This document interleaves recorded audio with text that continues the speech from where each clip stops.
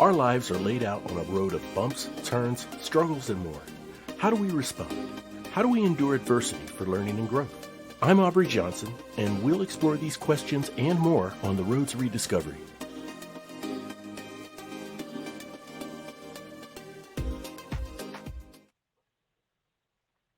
Hello, everyone, and welcome to another episode of the Road to Rediscovery. I'm your host, Aubrey Johnson. The Road to Rediscovery is about reflecting on life lessons to learn and grow from them, and of course, pay it forward and uplift others who are struggling through dark times. As a quick reminder, you can get this show anywhere you listen to your podcasts. If you happen to listen on Apple Podcasts, we invite you to leave us a rate and review. Otherwise, we invite your feedback by email. Simply send us an email to roadtorediscoverypodcast@gmail.com. That's roadtorediscoverypodcast@gmail.com. And we'll even give you a shout out in a future episode. My special guest is a former prison teacher from Charlotte, North Carolina. Just this past April, he released his book, Lifeline to a Soul. This book chronicles the years he spent as an entrepreneurship teacher in a minimum security prison. He now works with Lifeline Education Connection, and we're going to be digging into all sorts of good stuff in this conversation, no doubt. So get your tuning ears on. Let's welcome John McLaughlin to the show, as well as Lifeline Education Connection founder, Tavares James, to the show. Gentlemen, welcome to the show. It's so great to have you here. Thank you. Thank you for having us. It is an honor. Thank you. No, absolutely. It's a pleasure and an honor having both of you on for sure. So, John, let's go ahead and start with you first, sir. Give us a glimpse into your journey in teaching, and what led or inspired you to teach in prison. Oh, thank you. Yeah, Aubrey, I'm a big fan of your show. It's very inspirational. So being on tonight's a big night for me, and thank you. Thank you. My story starts a while back. It actually starts with my father, who never went to college, graduated high school, and started working at a factory that made metal storage products. And he was a welder of shop desks. And from there, in a 25-year span, he worked his way up to national sales manager. So very motivated guy, hardworking guy. The company did very well until in the mid 80s, they had some corporate raiders, which was common back then, who saw the balance sheet, saw some assets there, took control of the company and did everything they could to lower the share price. It's a publicly held company. So they're trying to buy it cheap so that they can take the goods and split it all up, basically stealing.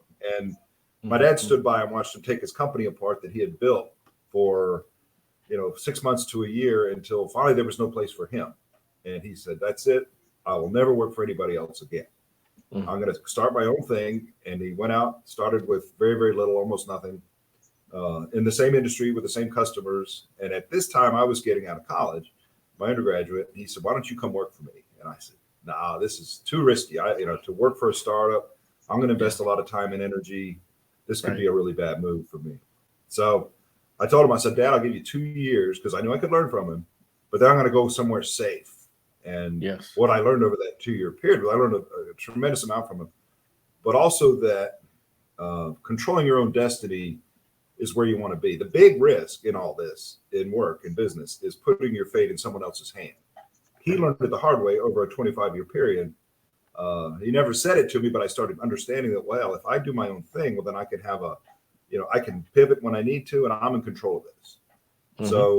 He took a slower, smaller interest in the business, and then I started it, made numerous mistakes. I wanted to quit 3 or 4 times, to points when I thought there was no way we could make it through another day. But every time I wanted to quit, I was lucky enough to have somebody there by me who talked me out of it. It wasn't me that I'm this amazing, determined. No. When things get bad, I'm ready to bail. But I always had the right person, and they always convinced me to stay. And what I learned through that was, if you want something in this world, you just keep going after it until you get it. The day you say I quit is the day you can no longer get to where you want to be. So 20 years of running a business, and it got to where, despite all the early challenges, which I think everybody faces in a startup, the company started doing very well. to the point where I could turn it over to other people that I trusted. I had some free time.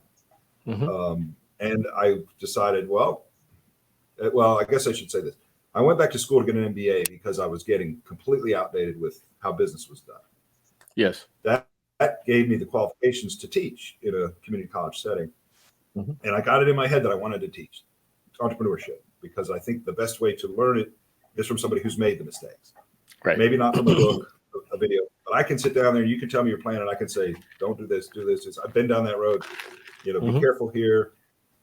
And I got it in my head, and I had been through so many times when I learned not to quit that I just said, I'm going to do this either until I get too old to do it or somebody hires me. Right. And I spent 7 years. See, right. That's it. I'm never going to quit. I learned that early on. It took me 7 years to get a job interview to teach. Wow. And the only job I could get, I wasn't going to quit. And the interview I got was to teach entrepreneurship in a minimum security prison. And I think maybe God was in charge of this because I wouldn't have taken the job if I didn't think I had any other option. Right. I didn't want to teach in a prison. I'm not the kind of guy comfortable in a prison. I had never been in a prison.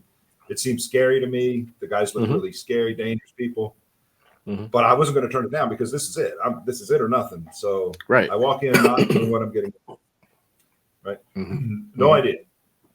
It's all eye-opening stuff, crazy stuff. Oh, sure. And what I learned was, there's a lot of really quality people that are incarcerated that just need a little help, a little guidance.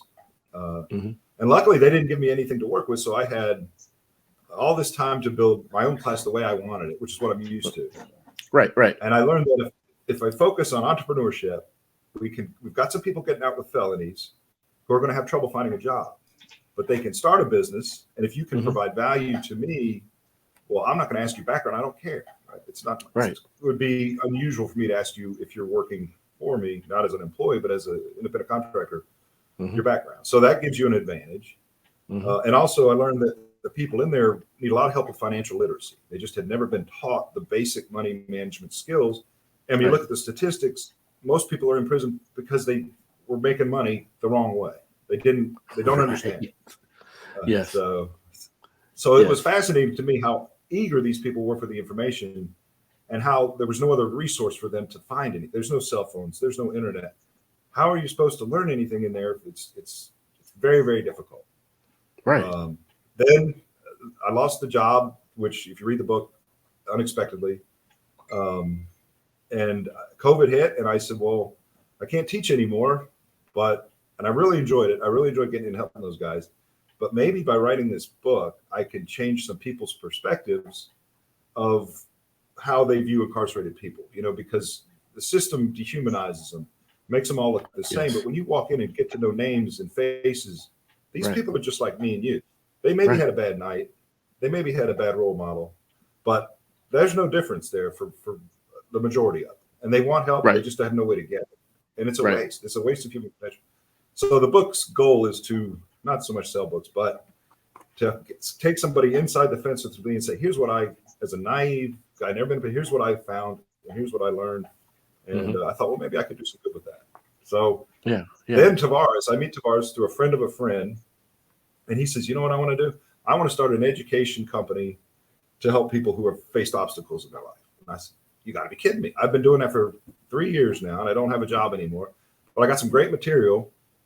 Let's talk this over. Let's get together. And so he's taken me on as a volunteer, which is a tremendous honor. He's an amazing person. And that's kind of how I got to where I am today. So wonderful. No, and thank you for sharing that journey with us, for sure. That is hugely important. It's setting the foundation. And Tavares, I'm going to hand the torch over to you. John alluded to how you met. Okay, if you can just give us a glimpse into your journey and what inspired you to want to pursue this and helping people who are just wrongfully perceived, in a negative way, help them by giving them the tools for, business ownership, entrepreneurship, and financial education. Wow. First of all, thank you, Aubrey, for allowing us to be on this wonderful, wonderful podcast. Now get your shovels, folks, because we're about to dig deep, right? So the way it started for me was I had had a pretty good come up, pretty good household, Virginia Beach, Virginia. Yeah. And then domestic violence started to play a factor in our life, right? And so we moved from Virginia Beach to living about nine deep in a house with my aunt.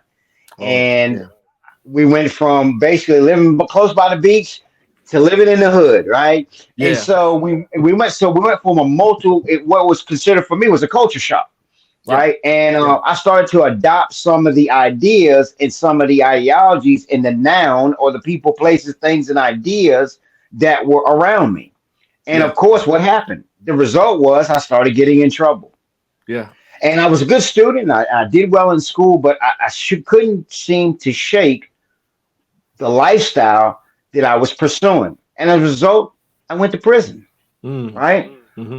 So I went to prison and I went through that experience of prison. And what I realized was that the people that were in there, myself included, weren't really so much bad people in a sense, but we made bad choices. Right. And the choices that we made would result or would be detrimental to our future if we weren't able to capture and take hold of it right then and there. That's right. So I moved forward and I went back to college and I did some other things in Virginia. Went back to Virginia actually and did some other things there. Came here, fast forward, and that was my journey. My journey was a journey of pain, right? Because they say it's been told to me when the pain of remaining the same becomes greater than the pain to change, that person will change.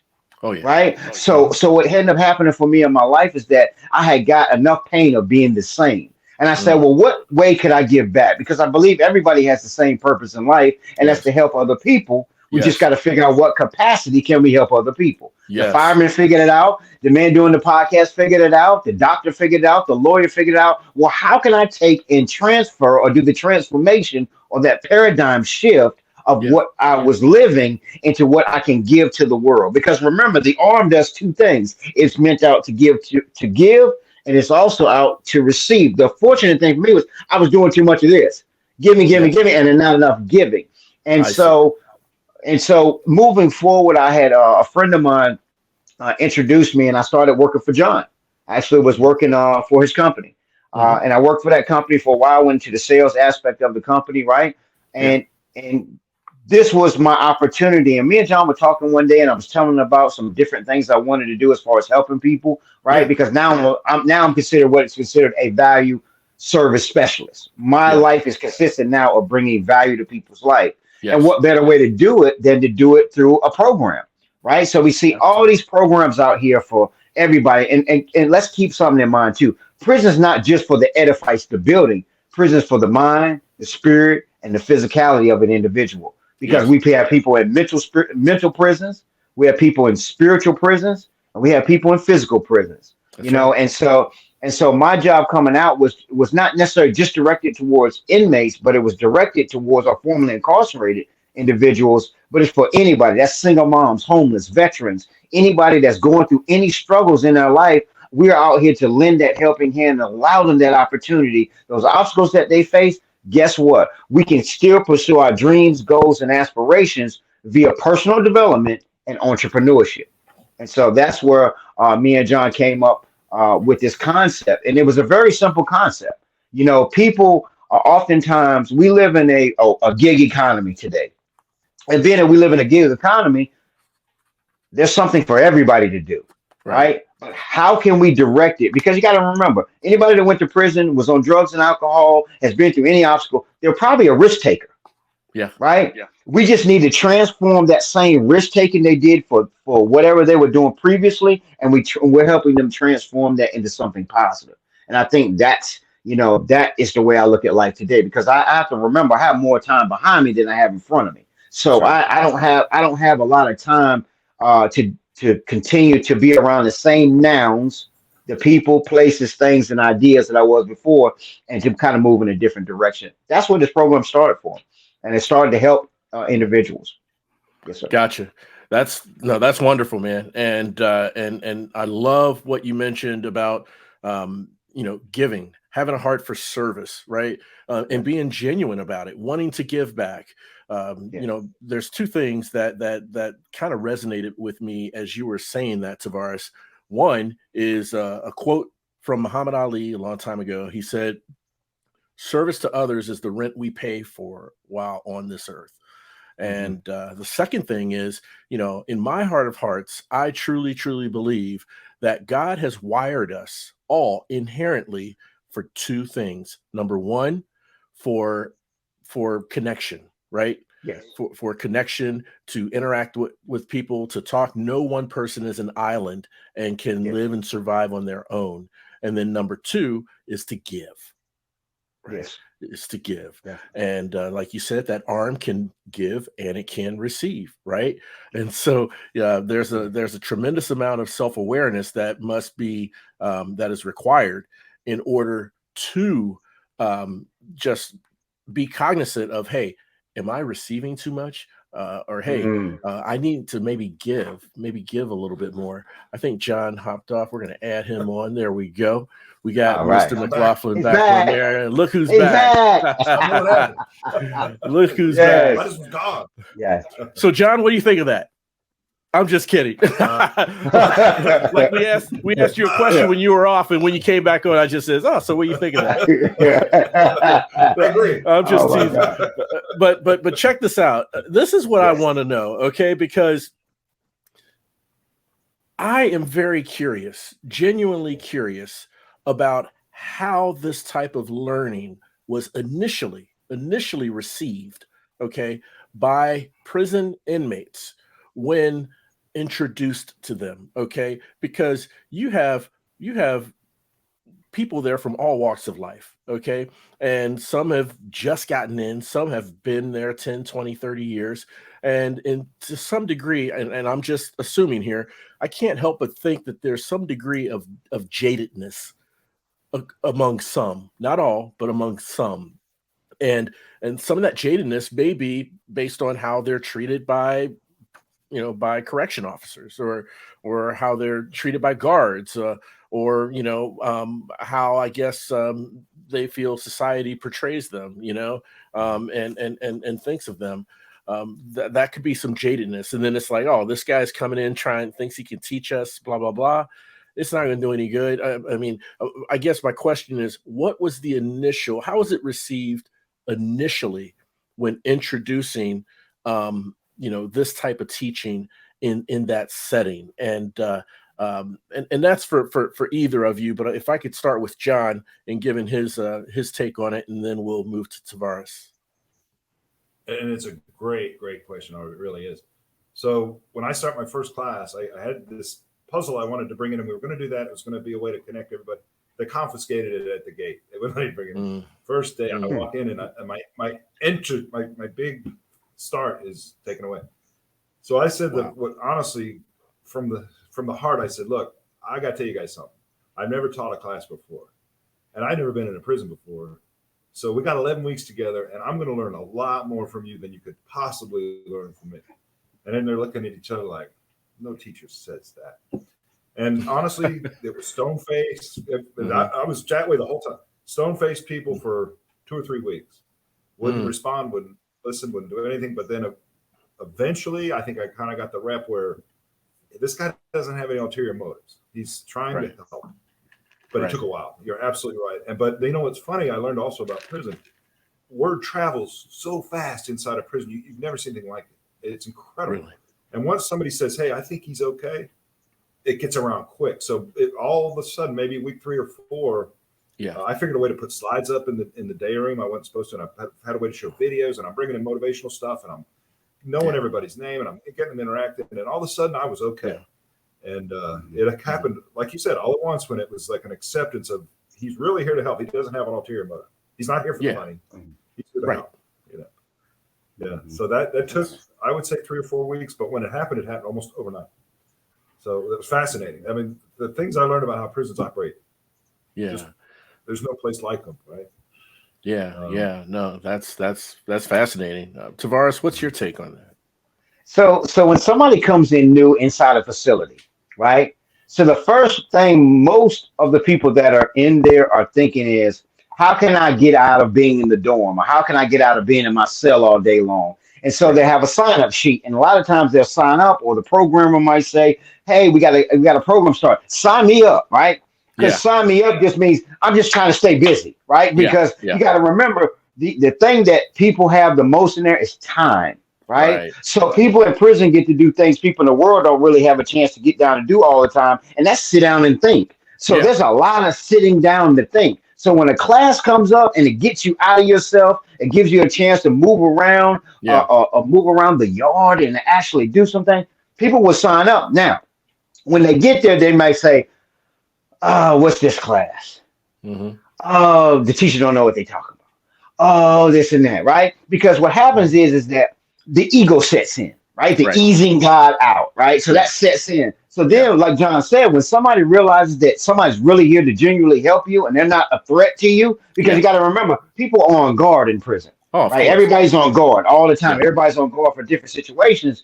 And so when somebody comes in who's genuine, like John comes in and he's coming to give back, it takes people a little bit. But once they start saying, okay, this guy knows what he's talking about, this guy is legit, right? Because some people come in, some teachers, I've had teachers come in there that are just reading out of a book, and then somebody asked them and said, do you even, I remember taking a small business class, and it was a lady that came in there, God bless her heart. She came in there, and she was just reading out of a book that was like a 1992 book. And so somebody asked in the class, he said, ma'am, have you ever even owned a business? She's like, no, I haven't. I'm just kind of taking the classes to my part-time job. So it was like, so what happens is we got to remember that there are a lot of books in prison. I probably read over 700 books, right? Inside of there, right? Because what you get, that's how your time consists of, reading, working out, eating, going to sleep, getting on the phone, the same normal routine every day, right? And so when somebody comes and they're bringing some information, especially if you're on your way out the door, right? So when you got a year left, a year and a half, it's some people who are incarcerated who have figured it out, said, I don't want to do this ever again. What tools do I need to take in so that I can take out of here, apply these tools, and apply it to my life and live a better life? And so whatever class that need to do it in entrepreneurship, listen, the drug dealer was an entrepreneur. He was just a different type of entrepreneur, right? The person who was a fencer or whatever they did, everybody had the entrepreneurial spirit. It was about people doing things in the wrong way, right? And now it's somebody coming in and being able to teach that, man, the reception is phenomenal when it's applied. I got to just put that disclaimer out there. When it's applied, it definitely works.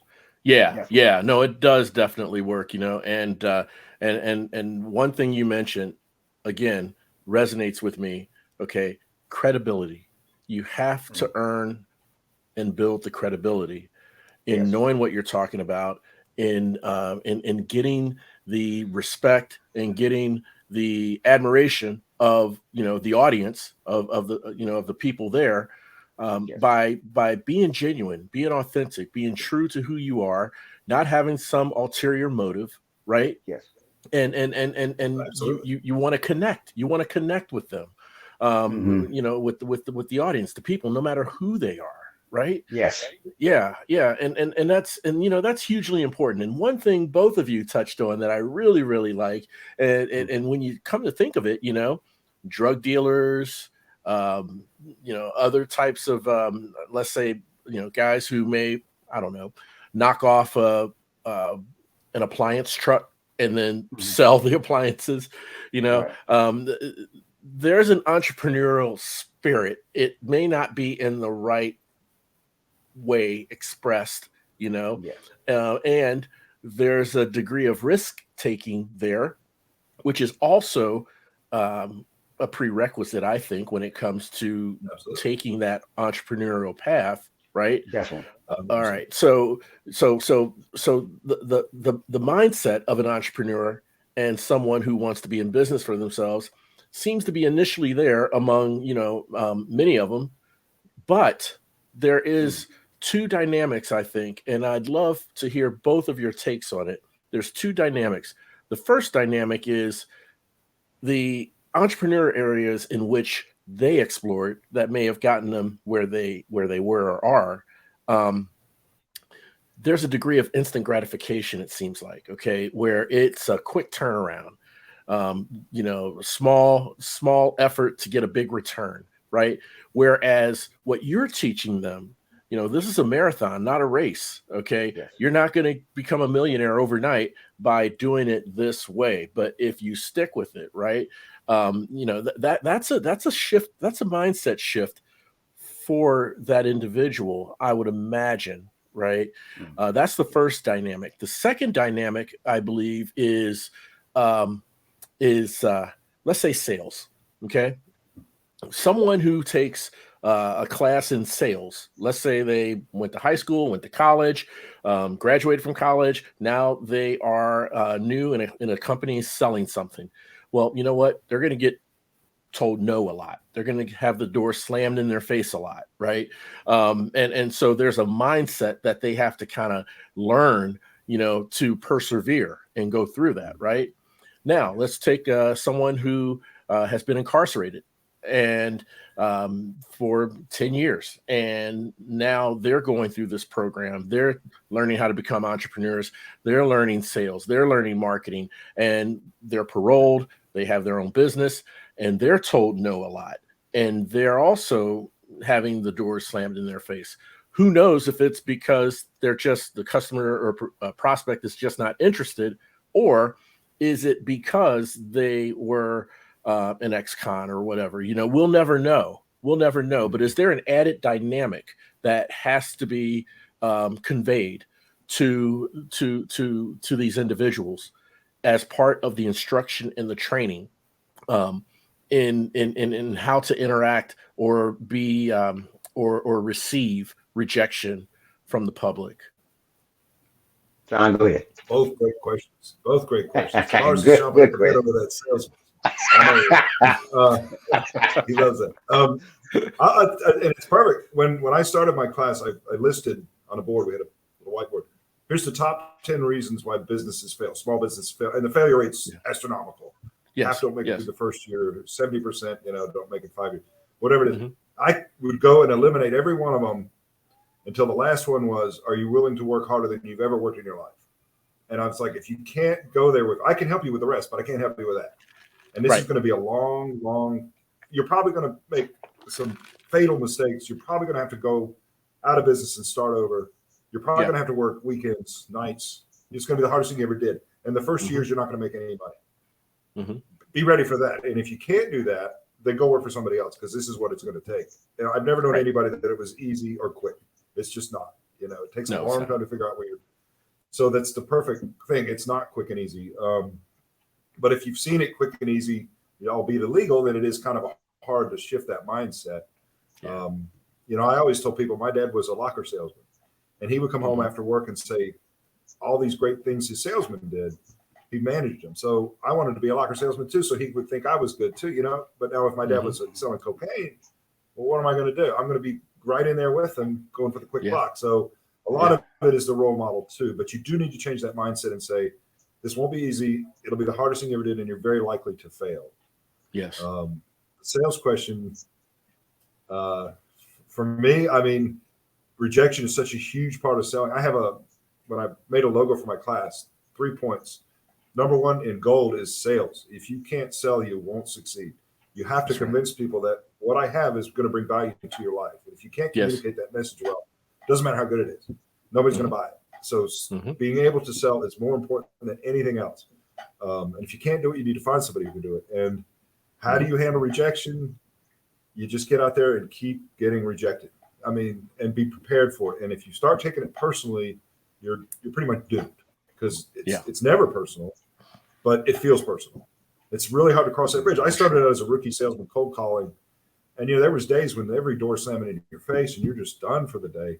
Yeah. And I would tell them, if you're not willing to knock on that next door with a smile on your face and a positive, don't go. You're going to shoot yourself in the foot. But both are very, very valid points, and probably the most difficult part of transitioning somebody from there to a small business owner are exactly what you said. So perfect questions. Yes. So, gotcha. Tavares. It's time, gentlemen. So the good part. So the thing about it is that for me, I identify. So I don't want to hear no excuses, right? I identify with the struggle. Yes. People struggle because there is no instruction. Where there is no instruction, there needs to be an instructor. Right. So the first thing that I have to let people know ahead of time is it's not the same game. Right. But in order to know the game, you have to know the rules to the game. Right. See, there are rules to the drug game. There are rules to the I guess knocking off the Washington Drive truck, right? There's rules to the game. You can't play Monopoly with Twister's rules, can you? No. Right? No. Right? So you have to know the rules of the game, and the rules of the game are three simple rules: persistency, consistency, and patience. Right? People are going to tell you no, but guess what? You're not going back to prison. If somebody tells you no about a product or service that you have, it might not be about you. Don't take it so personal, because people do business with people they know, they like, and they trust. So people may like your product, but they might not trust you. Right. And it may have something to do with your background, or it may not. It doesn't matter. What really matters is that you know that next no is leading you to your yes. It sure is. 100%. So for an individual who's coming out of incarceration, the first thing I tell them is what you learned before, some of the tactics you used before, you're going to have to make this mind shift. And this mind shift that you're going to have to make is the most life-changing, and it's going to be the most life-altering change you're going to have to make. And that's the ability to be human with people. Right? Because you have sometimes you have, prison can turn a person to an animalistic level if they're not careful. Sure. Right? Mm-hmm. So you can't come out of a situation like prison and bring that same mentality outside in the world. You just can't do that. So what you have to do is you have to look at things in a perspective and say, okay, I want to, a big thing is driving trucks. Got a lot of guys get out of prison. They want to drive trucks. They want to start landscaping companies. They want to do construction, right? Because these are no barrier entry industries. Like John said, if I'm coming to do some electrical work on your house and Miss Mary down the road has already told you I've done a good job, you listen to Miss Mary. You ain't worried about me. You're worried about the fact that can this guy do the job efficiently, quickly, get the job done, and my electricity works and my lights cut on. Right. So with that said in mind, so when we talk about going to the second part of it, so first part of it is the dimension of basically allowing people to understand that you're going to get rejected, but you ain't going back to prison. It's simple, right? It's simple. You might get rejected 20, 30, 40, 50 times, but just know that's leading you to your yes. You haven't been convincing enough, right? So to put something from your hand to somebody else, it really wasn't that much convincing. Right. But now when you have to convince of selling a product or a service, you have to sell who you are today. 100%. That's right. And not a facade, not a mask, but you got to sell who you are, because you will eventually be found out. Right. Yes. So the thing about it is we live in an environment where people will Google you. Right. So just be honest. Right. So if somebody says, hey, man, I like your service, but hey, by the way, I looked you up, man. You want to tell me about this? And believe it or not, most people, if they have if they're understanding of it, a lot of people would just say simply, man, hey, that was your past, man. I understand that, man. Get up on that ladder, man, and go ahead and knock that electrical work out if you need to, man. Right. Go and get that done. I just let you know that whatever. And so that portion of it was important. But then you talk about sales. Sales is a mindset. Sales has got to be relentless. It's like Jeb Blunt got the book Fanatical Prospecting. You got to be relentless with this thing and know that no is not against you. It's not an attack against you. It's just you may have not given them the right information. You might not have led them enough. You might not have knew their points, because one thing about people that have been incarcerated, they got a degree in sociology. We read people. That's right. Humans. That's a degree in sociology. Without having a degree, we have a degree because you have to learn social skills. Pardon me. You learn different skills and structures of learning groups of people in their environment, and you learn that in those environments. It's just about transferring that same information. So a lot of guys, I don't want to hear no excuses. Right. Anything you've been through, I've been through it. Right. Most of the things you guys have been through, I have been through it. Let's put the excuses on the shelf. Right. Because excuses only pacify those who make them. And let's get busy. Let's get in society. Let's be productive members. Right. So there are 4 aspects of a community. There's home, there's health, there's purpose, and there's community. There's 4 aspects. So the home is when people who first come home, they want food, clothing, and shelter. Get it. Then they want health. We talk about mental health, because PTSD is very serious for guys and women that come out of prison. People have experiences in there and they come out, and it's some mental health stuff going on. But then there's purpose, and that's what me and John focus on. what is your purpose? Again, the purpose is the same as to help other people, right? Right. And so when we talk about sales, we're talking about actually moving them in a direction of being able to be of value to the community with their product or their service. It's very simple for most people, but a lot of people do struggle with it, and they struggle with it because a lot of people don't want to change. Right. Change is an inevitable thing. A lot of people just don't want to change. So, Yeah, change is hard. Change is definitely hard. And you know what? So what's so ironic about it, Tavares, is while change is so hard, it really is the only one constant that you can guarantee is going to happen, right? Yes. Yeah, Yes. change is going to happen no matter what. We don't know what type of change, if it's for the better or for the worse, but change is going to happen. Tavares, you also brought up a very good point, an idea that when it comes to core skill, right? A core skill or a core experience. And here's what I mean. When I was young, my father told me once, he said, you know, for any teenager growing up, every teenager growing up should get a job and have exposure to the fast food business. If it's a year, if it's 2 years. And then I had a mentor of mine when I became a young adult and start working in corporate America. I had a mentor say, no matter what field you get in, everyone should have at least one experience in sales. Yes. Because you get to learn about people, know about people.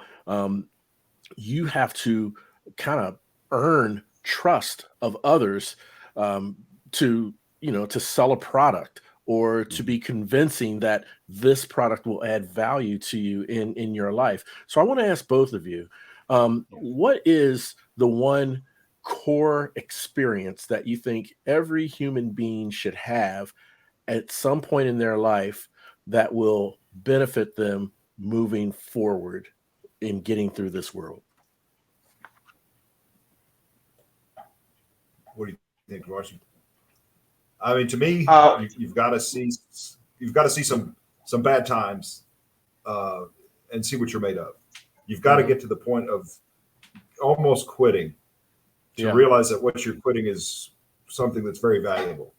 And then when it comes back, then this is relationships or business or anything like that.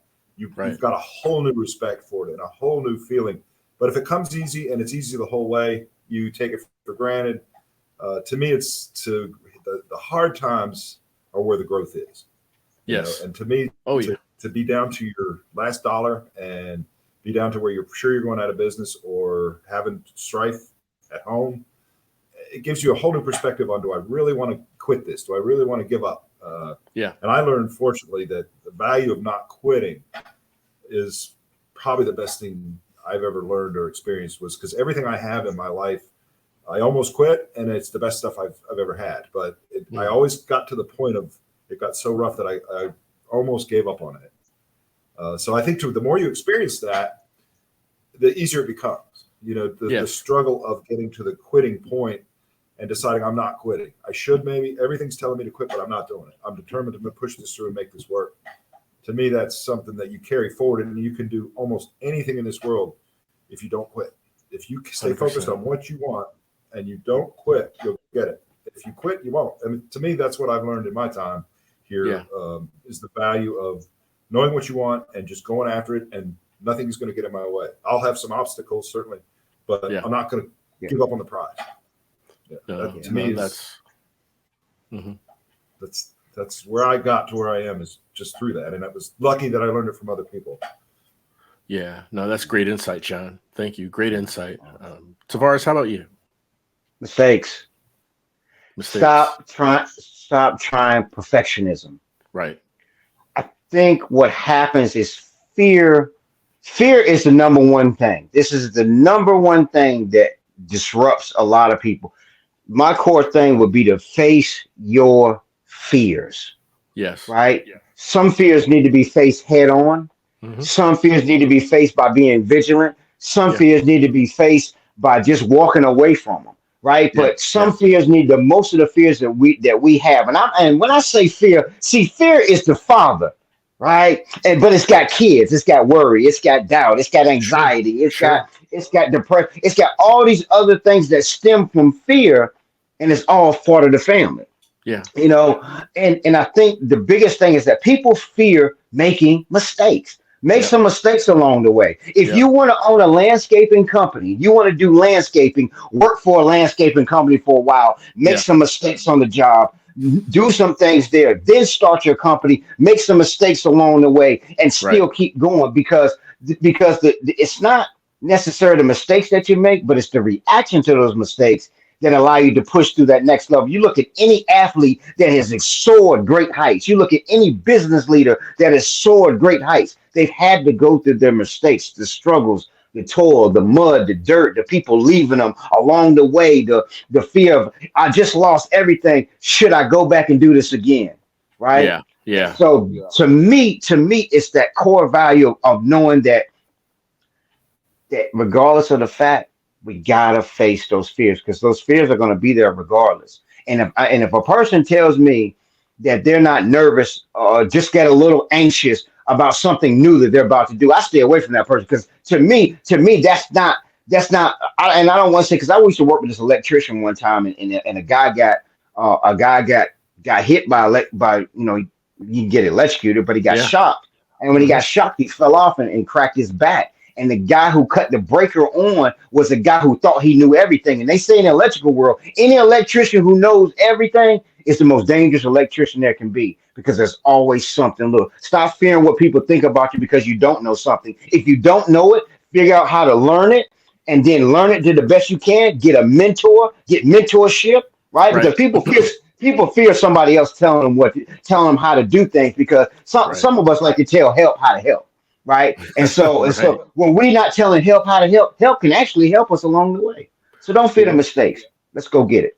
Love it. Love it. And that makes all kinds of sense. The struggles, the mistakes, the obstacles, the barriers, all of those adversities, right?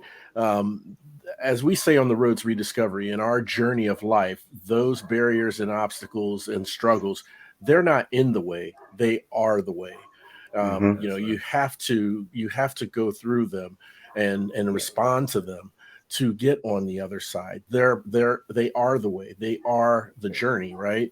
And also on the road to rediscovery, we talk about 4 pillars to personal growth, right? Self-awareness, gratitude, humility, and service to others. And so, John, I wanted to ask you, um, can you explain for the listeners the importance and the significance that the role of self awareness played in your experience in changing perspective prior between going into this job and coming out of the job? Certainly. If you read the book, the very beginning of the book will tell you about my short career as a drug dealer. I got in Hmm. with somebody that I trusted, and it got bigger and bigger and bigger. And one night, my big deal got thwarted because they had a meeting where I worked and said, "We know there's drugs being sold here, and we know who's doing it. The cops Mm. are here."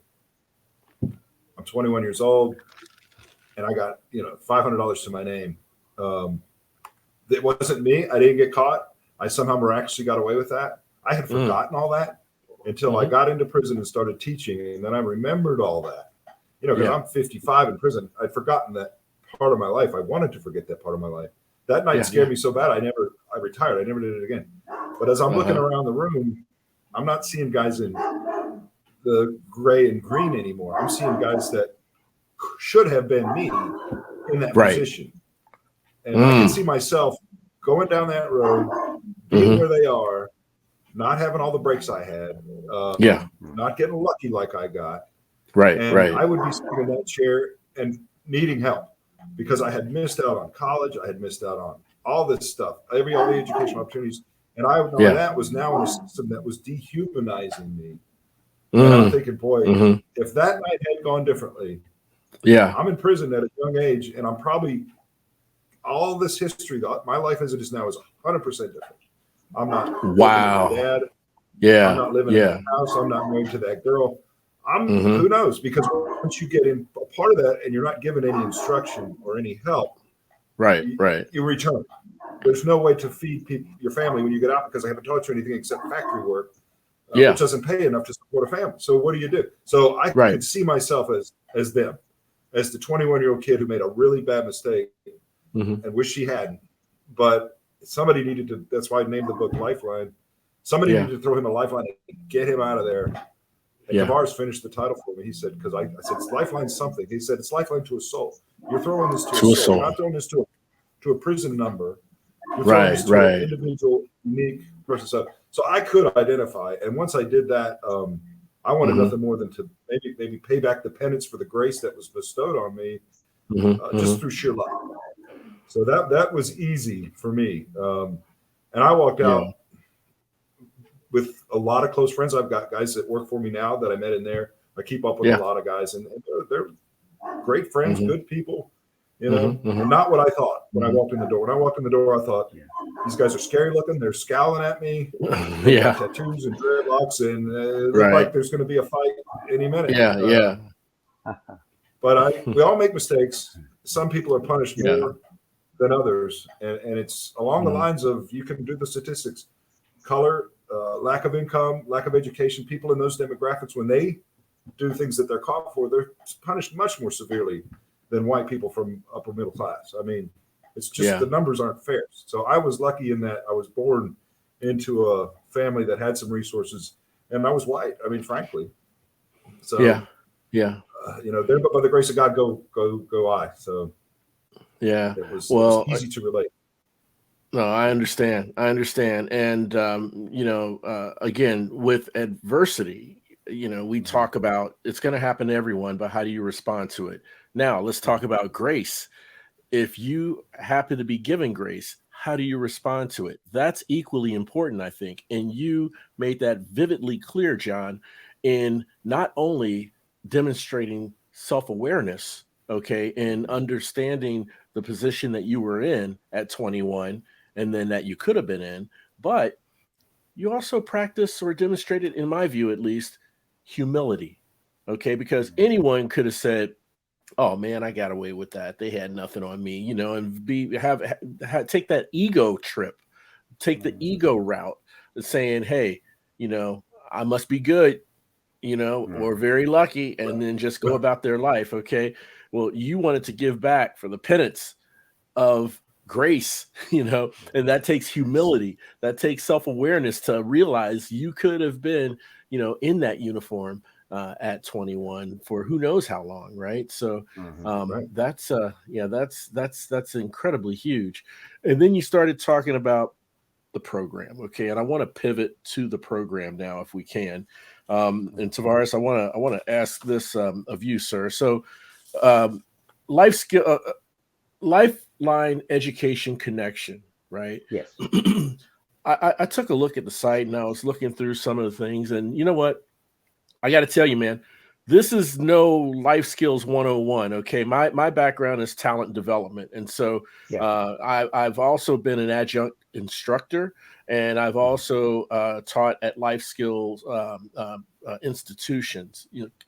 This is no life skills 101. To me, it looks like a fully built course curriculum designed for entrepreneurship. I mean, everything from business owner mindset to marketing, sales, branding, and so forth. Just unpack that for us. I mean, what is this fully built curriculum, all about, and how does it benefit these people who wants to make a mark in in this world? So it's the all word, Aubrey. It's the all word, and it's relationships. Yes. The whole thing that we're teaching people, whether it's through sales, whether it's through marketing, whether it's through, the thing that I love, and John tells you this, I love power connecting, or what people call networking. Yes. I love power connecting with other people, because this is the way in which the way can be shown through other people. Right. See, that would say 4 eyes are better than 2. So now you got 9 eyes on something. So we teach a curriculum that is based on building relationships. Yes. This is where the power happens.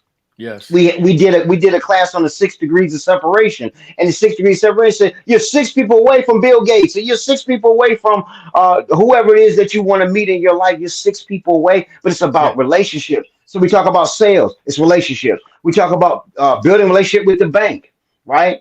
We talk about bank relationships. So we bring U.S. banking. We correspond with U.S. Bank. U.S. Bank partner with us to do presentations. So we do that. Why? Because people need to learn their love language, learn the bank's love language. Again, it's relationships. Yes. What we're teaching people is that no matter what we go through in our life, we're going to have to do it in groups. Yes. One person can't get it done, but 10 or 12, no 10 or 12, that no 10 or 12, that no 10 or 12. And when we combine those all together, Mm-hmm. oh my God, watch out, right? Because Yeah. that is where the magic happens. So we teach a program that is a very strict program. Yeah. Is a very stringent program, and it's based on the several portions that we talk about. We talk about sales, we talk about marketing, we talk about advertising, we talk about personal credit, business credit. These are Yeah. things that survive. These are not just when we talk about skip the business credit for a minute. Let's go to the personal side and just dealing with the personal part of our life, because a lot of us have left a wreckage in our past, Yeah. right? Yeah. And that fear kicks in and says, I don't really want to look at my credit report. I know I got a 413 or 450 or 515. I really don't want to look at it. But what we do is we make you open that book again, Yeah. right? We make you open that book of your life again so we can get that chapter closed and we Right. can move on to the Move next on. chapter of your life, Exactly. right? Exactly. Stop staying stuck. Remember, I always say this, if you can start where you're at, you can always get to where you want to go. But we need to look at where you're at, Right. right? And so we start where people are at, and we push sales. We push marketing. We're going to push banking relationships. We're going to push what do you do with business credit? Listen, again, you cannot play the game if you don't know the rules. Right. And a Right. lot of us for so long have been playing the game and not knowing that you were in the game. You were playing the game, you just didn't know the rules of the game, but you were in the game. And so the thing about it is that a lot of us weren't taught these things for whatever reason, maybe Mhm. single household, whatever the reason may be. A lot of people Mhm. weren't taught these things. But then when you show them how easy it is to actually Mhm. start, let's work on building a personal credit. Well, I got all these things on my stuff. I got bankruptcy. I got this. I got that. Guess what? Start where you're at. Yeah. Right? That's my Yeah. thing. I don't care what you got. Start where you're at. And so Right. we start people where they're at. We teach them the basics of sales, how Yeah. to interact with people. John has a phenomenal. Listen, we've got almost 300 hours worth of course material that we Mhm. have put together and compiled so that people can't say they're missing something, because when you learn something with us, you become responsible for it. Right. That's how we teach. We teach Yeah. responsibility and relationships. So once we teach it to you, now you're responsible for it, right? And then you're responsible for sharing it with somebody else. Yeah, that makes a lot of sense, Tavares. And another thing I feel that you teach as well is accountability. You Yes. mentioned it and alluded to it earlier, where some people don't want to take that hard look in the mirror and Yes. and hold themselves accountable for where they are, the position that they're in. And you said it yourself. I don't care where you're at, but we need to look at where you're at so that we can build a plan to get to where you want to go, to get to That's where right. you want to be. John, you have anything to add to that? Tavares has said it very well, but we kind of start with personal finance, because you got to be able to handle your own money Right.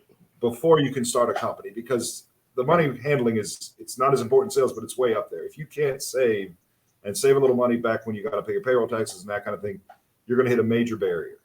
So we've kind of got a process all laid out, and it's not just for people who want to start a business, although most do or are running a small business, but Mhm.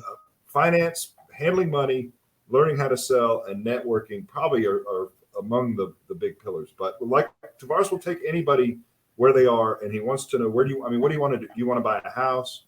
Did you want to start a business? What is it you're trying to do? And I will help you get there. And he's very, very Yes. good at it. It's a pleasure to work with him, because he takes an individual interest in everybody who reaches out. He's always done that. So Man, that's wonderful. Yeah, that's wonderful, and it gives people a sense of hope, right? Yes. absolutely. Someone has enough Oh, yeah. confidence in me to put their time and energy into growing me. Some people just don't think that they're even worthy, and Mm. when you demonstrate that to those people, then there is a sense of hope, not just a sense of hope for them to turn things around, but a sense of hope from a humanitarian standpoint that there are people in this world who care. And John, Tavares, that's exactly what you two gentlemen are doing in this organization, Lifeline Education Connection. I mean, this is huge, and I'd love for you to share for the listeners, how can they connect with you, learn more about your great work, and maybe even pick up a copy of your book? Right. Well, everything is on the website, which is lifelinetoasoul.com. We've got our contact information there. If anybody is interested in a copy of the book, at the bottom of the page, there's a place to leave your email address. I'll be giving away 10 books in June. Next 10 people who mention your podcast, I'll be happy to send them an autographed book. We'll get Tavares to sign it. Love for you to have it. I'm not in this to sell books. I'm in this to change perspectives. Yes. And Tavares, if you contact him, I can promise you Tavares will call you back. He's very good at that. And the one common trait I think Tavares and I share is neither one of us think we're better than anybody. Would you agree with that, Tavares? Right. You can't Definitely shock us with where you are. It's okay. We've been there. We've seen worse. We've done some things ourselves. We can help you. We're not going to look down on you, right? That's the one thing we share as a philosophy is we don't look down on anybody. We've all made mistakes. I mean, and we all, if you want to better yourself, we're standing by to do it. Anything you want to add, Tavares, to that? Yeah, definitely. So anybody that wants to reach out, again, you have the website, www.lifelinetoasoul.com. You can also email us. The email information is there, info@lifelineeducationconnection.com. That is there as well. Our phone numbers are there. You can call me. I'm pretty much available anytime. Obviously working hours, but I'm there for people. But let me just add this last thing that I remember. I said a lot of talent that I've seen in my life has been wasted inside of prisons and graveyards. And I just want to help people to understand that life is short. If COVID or nothing else we've been going through in this world have shown anybody, life is short. And if it's short, and if it's only temporary, then let's do the best that we can to be the best versions of ourselves. And because I tell you, the power of giving, I don't ask for nobody nothing back. I don't want nothing back. I want to see you succeed, because that in itself is the reward that I get. And I will never say I did that for him, I did that for her, because that way it takes away my blessings. It takes away my blessing. When I help somebody, I help them. And if they say something about Lifeline Education Connection, so be it. If they don't, so be it.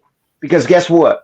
I know what I'm doing, because I can look myself in the mirror today, and I can look in that mirror and say, you know what? You did help somebody today. That's right.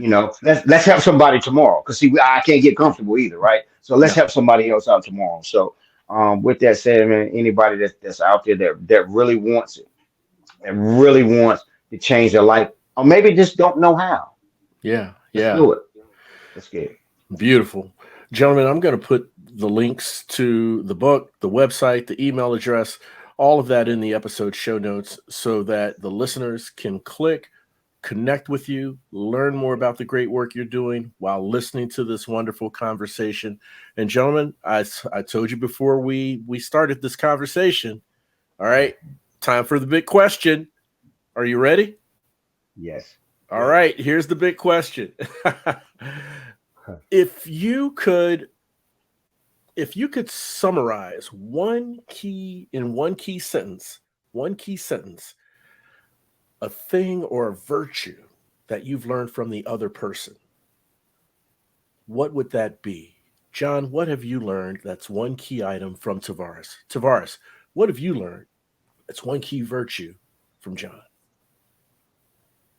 Wow.